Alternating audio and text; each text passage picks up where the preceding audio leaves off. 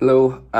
Today I'm going to be telling you about one of the most uh, interesting things I've given a speech about in my time of giving speeches, I guess. And I've already touched on this topic, but it was so interesting. I wanted to do it again, so that's why I chose this speech for this. So here we go. Today I'm going to be telling you about one of the most undercover but important units in American history. They were sneaky, fast, and would talk in an unsolvable code that still cannot be figured out by some of the best code breakers in the world to this day. And they did all this in the 1940s during World War II. That's where the Navajo code talkers come in. It was 1942, and the war had been going on for years now. But something very drastic was about to happen to change the outcome of this war and shift the favor to one side. It all started with a man named Philip Johnston. He was an old World War I veteran, and his father was a missionary who lived on the Navajo Nation, according to National Archives and records.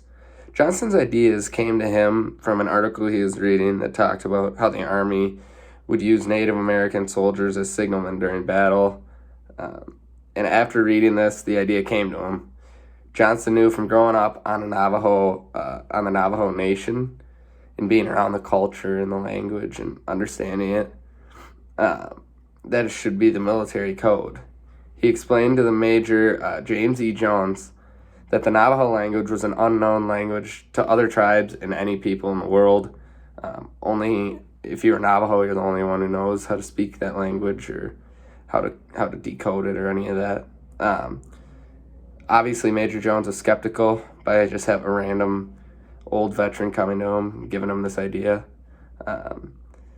But Johnston spoke a few Navajo words and asked for a test trial with some of the Navajo people, to which he agreed. And then Major General Clayton B. Vogel issued a letter supporting an effort to recruit 200 Navajo men for the U.S. Marines after they passed a trial run. This is during the start of World War II. The tests conducted consisted of 4 Navajo men sending and receiving 6 messages to one another through their coded Navajo language, which is, again, unknown by anyone. It went great. They impressed the general. Then finally, on May 5th, 1942, 29 Navajo men arrived at the recruit depot in San Diego, California.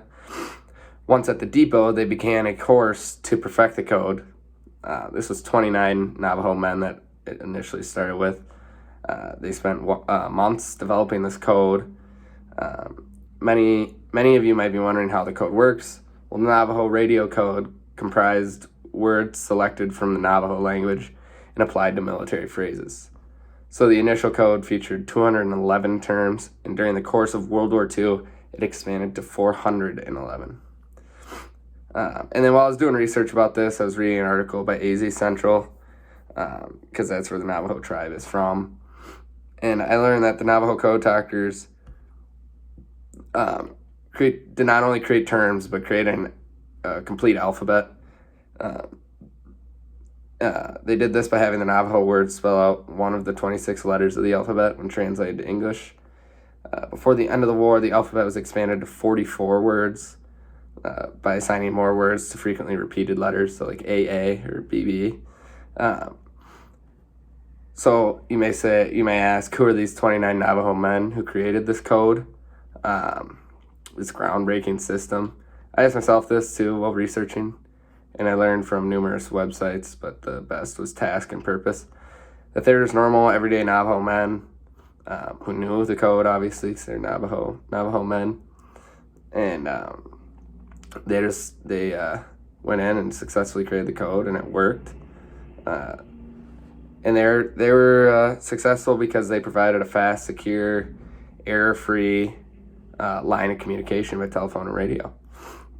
So in the end, a lot of people say that they were the difference between us winning and losing this war, and were a huge deal. Even though to this day they're still severely kept on the down low, I guess I could say.